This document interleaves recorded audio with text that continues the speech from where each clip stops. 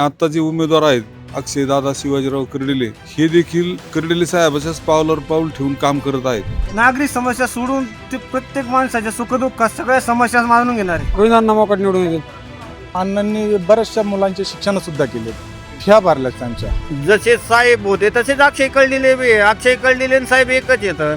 अक्षय कळलेला आता फोन केला तर तरी आमचे फोन उचले ते सुजय दादा असून दे अक्षय दादा असून दे. काय नाही, अण्णा 100% म्हणजे निवडून येणारच. आता आम्ही मतदारसंघात फिरतोच ना, तर गोविंदांना मोकाट निवडून येतील नक्कीच. साहेबांच्या पाठीमागे अक्षयदादांनी भरपूर वेळेस हे केलेलं आहे आणि आम्हाला 100% खात्री आहे का इथून पुढे पण अक्षयदादा 100% सगळ्या जनतेचे प्रश्न सोडू शकतील. अण्णा सर्वसामान्य शेतकऱ्यांच्या बांधावर जाऊन प्रश्न विचारतात.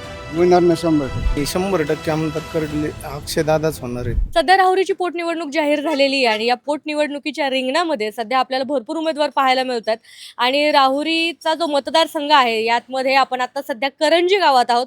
तर चला जाणून घेऊयात इथल्या नागरिकांचे काय प्रश्न आहेत, त्यांच्या काय अपेक्षा आहेत आणि भावी आमदारासाठी त्यांचं नक्की म्हणणं काय आहे. तर मला तुम्हाला विचारायचंय की जो भावी आमदार आहे तर त्यांच्याकडून तुमच्या नक्की काय अपेक्षा आहेत. आता ही जी निवडणूक आहे ही स्वर्गीय आमदार शिवाजीराव कर्डिले साहेब यांच्या दुःखद निधनामुळे ही पोटनिवडणूक लागलेली आहे. तर स्वर्गीय आमदार शिवाजीराव कर्डिले साहेबांनी आमच्या करंजी गावामध्ये आणि परिसरामध्ये भरपूर अशी कामं केलेली आहेत आणि आता जे उमेदवार आहेत अक्षयदादा शिवाजीराव कर्डिले हे देखील कर्डिले साहेबाच्याच पावलावर पाऊल ठेवून काम करत आहेत आणि आमच्या परिसरातून आम्ही कोणतंही सार्वजनिक काम असो किंवा व्यक्तिगत काम कर्डिले साहेबांकडे गेलं आम्ही आणि त्यांना काम सांगितलं की एक फोन कॉल आणि प्रॉब्लेम सॉल्व अशी त्यांची पद्धत होती. लगेच म्हणजे पाहतो करतो असं काहीच नाही, एकदा लगेच फोन करायचा आणि लगेच काम मार्गी लावायचं. तर तीच पद्धत अक्षयदादांची पण आहे. आम्हाला पाणी नव्हतं, पिण्याचं पाणी. आम्ही एक दिवस त्यांच्याकडे गेलो, त्यांनी ताबडतोब 8 दिवसाच्या आतमध्ये आमची पाण्याची व्यवस्था केली. पाईपलाईन वगैरे सगळे स्वतः खर्च करून म्हणा कसं म्हणा त्यांनी कसे केले हे आम्हाला नाही सांगतात, पण ताबडतोब 8 दिवसाच्या आतमध्ये त्यांनी आमची पाण्याची व्यवस्था, पिण्याचा पाण्याचा प्रश्न एकदम अर्जंट सोडलेला आहे. आणि आमच्या पार वाडी वस्त्यावर त्यांनी लाईटचं स्वतः काम केलेलं आहे. म्हणजे त्यामुळे आम्ही त्यांच्याच पाठीमागे राहणार. भावी आमदार हा नक्की कोण आणि कसा असावा काय सांगा. आणि ते कर्डिले साहेबासारखाचा असावा आणि ते त्यांचा मुलगा म्हणजे अक्षयदादा सुद्धा त्यांच्यासारखे तर आहेत. आमच्या सुखदुःखात हमेशा सामील होणारा माणूस आहे. आणि 100% आमदार करडले अक्षयदादाच होणार आहेत. काय वाटतं कोण निवडून येईल? गोविंदांना निवडून कोणते महत्वाचे प्रश्न मार्गी लावले पाहिजे त्यांनी? इथंच मतदारसंघ शेतीवर जास्त अवलंबून आहे, त्याच्यामुळे शेतीला बाजारभाव हमी भाव हे भेटला पाहिजे आणि ते फक्त अन्नच करू शकतात. अण्णा सर्वसामान्य शेतकऱ्यांच्या बांधावर जाऊन प्रश्न विचारतात. आता झालं कसं, अण्णांनी बऱ्याचशा मुलांचे शिक्षण सुद्धा केले, फॅ भरल्या त्यांच्या. स्वर्गवासी शिवाजीराव कर्डिले यांनी करंजी गावासाठी भरपूर असं योगदान दिलेलं आहे. जवळजवळ करंजी गाव असं दत्तक घेतलं होतं त्यांनी. त्यांच्या माध्यमातून आता अक्षयदादा कर्डिले उमेदवारी स्वीकारत आहेत. त्या उमेदवारीला आमचं करंजी गाव 80% पाठिंबा देणार आहेत. काय वाटतं करंजी गावात आतापर्यंत काय काय विकासाची कामं झाली आहेत की ज्याचा तुम्हाला उपयोग झालाय एक नागरिक म्हणून. गावामध्ये अनेक रस्त्याची कामं झाली आहेत. गावामध्ये उत्तरेश्वर मंदिराला सभागृह देण्यात आलं, स्मशानभूमीचे कामं झाले, दशक्रिया विधीच्या संदर्भात बी त्यांनी भरपूर कामं केले. कर्डिले साहेबांनी या गावामध्ये खूप कामं केलेले आहेत. कधीही कोणाला पाठीमागं पाठवलं नाही, सढळ हातांनी मदत केलेली आहे. त्यामुळं अक्षयदादांचा विजय हा 100% आहे. की काय आहे जेऊरचं वातावरण, काय वाटतं लोकांना कोण आमदार व्हायला पाहिजे. अक्षय शिवाजीराव करडले ते सर्व आमच्या सुखदुःखात आमचे मित्रासारखे आहेत. नागरिक समस्या सोडून ते प्रत्येक माणसाच्या सुखदुःखात सगळ्या समस्या मानून घेणार आहे. दररोज सकाळी त्यांचा 8 ते 10 वाजेपर्यंत जनता दरबार भरतो. तर जनता दरबारातून ते दररोज कितीतरी हजारो लोकांच्या समस्या सोडवतात. प्रत्येक साहेबांच्या पावलावर पाय ठेवून ते प्रत्येक गावोगावी जाऊन प्रत्येकाच्या सुखदुःखात धार्मिक क्षेत्रात सगळ्या गोष्टीत त्यांचं योगदान आहे. गोविंदांना निवडून येणार होतं. बरं, काय अपेक्षा होतं आणि काय केलं पाहिजे निवडून आल्यानंतर? निवडून आल्यावर शेतकऱ्यासाठी सहकार्य केलं पाहिजे, मालाला भाव भेटले पाहिजे, दुधाला भाव. त्याच्यामुळे शेतकरी संघ म्हणजे जेणेकरून त्यांच्या पाठीशी जास्त उभं राहिलं. काय नाही, अण्णा 100% म्हणजे निवडून येणारच. तुमचा आमदार हा कसा हवाय, काय कामं करायला हवी आहेत त्यांनी? आता आमचा आमदाराचा परिस्थिती अशी आहे, त्यांचे वडील स्वतः खर्डले साहेब, त्यांचे आमच्यावर एवढे उपकार आहेत आमच्या ह्या जन्मात तरी भेटणार नाहीत. आणि त्यांचे युवा नेतृत्व करणार त्यांचे चिरंजीव त्यांच्या पावलावर पाहून देऊन उभा येतं आणि ते राहिलेले आमचे बाकीचे कामं ते करतील हे आम्हाला 100% विश्वास आहे. फोन केला का आमचं काम होतंय एवढीच अपेक्षा आम्हाला. आमचं कधी रात्री 10ला फोन करा, पहाटे 4ला फोन करा, आमचं काम होतंय.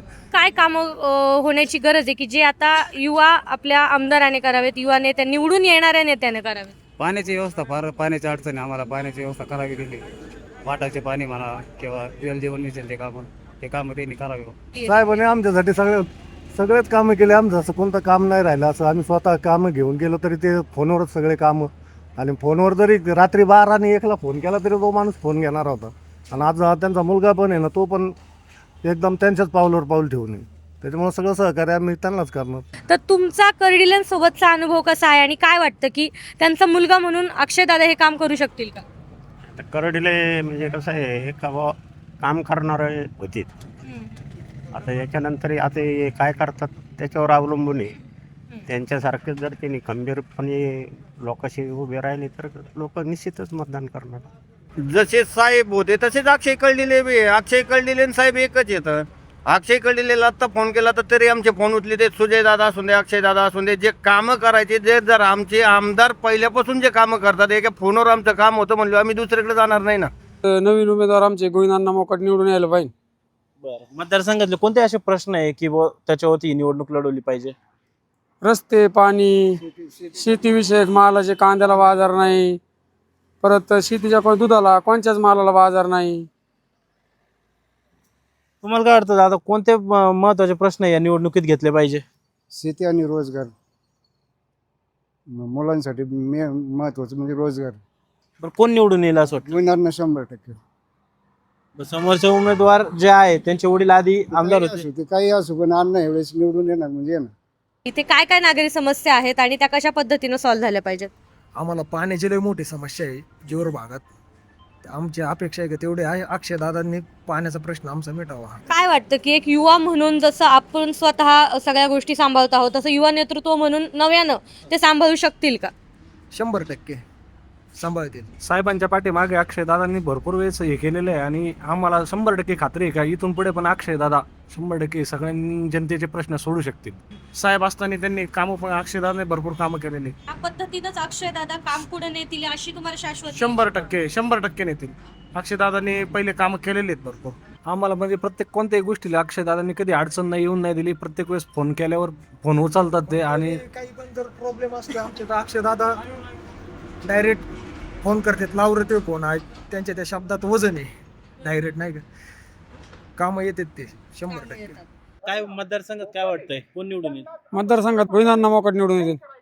आता आम्ही मतदारसंघात फिरतोच ना, तर गोविंदांना मोकाट निवडून येतील नक्कीच. काय कोणते महत्वाचे प्रश्न आहेत बरं मतदारसंघात? महत्वाचे प्रश्न हेच, शेती मालाला बाजार, कांद्याला हमी भाव भेटला पाहिजे, परत दुधाला हमी भाव, दुधाचे खुराकाचे दर किती आहेत, हे गायांना म्हणजे खुराक महाग, परत खतं शेतीचे महाग, कांद्याला मार्केट नाही, कांद्याला कोणत्याच मालाला मार्केट नाही, ऊसाला नाही. गहू काय भाव आहे आज? 2000 रुपये गहू. गोविंदांना मोकाटच निवडून येते 100%. मतदारसंघातील कोणते प्रश्न प्रलंबित आहेत? कांद्याला भाव नाही, पाण्याची समस्या आहे सगळीकडे. लोकप्रतिनिधी कसा असावा? लोकप्रतिनिधी डायरेक्ट आपण आहे ना त्यांच्याशी गाडी घेतली पाहिजे. डायरेक्ट आपल्याशी संवाद झाला पाहिजे. एक दोघांना जाऊन भेटायचं मग त्यांच्यापर्यंत जायचं, हे व्हायला नाही पाहिजे. हे आपल्या अण्णा डायरेक्ट आपण अण्णाचे हातात हात देऊन बोलू शकतो, त्यांना त्यांच्या घरी जाऊ शकतो. आमदार कर्डिले साहेबांना एवढा विश्वास आम्ही दाखवू शकतो कारण एक ते उमदा नेतृत्व आहे.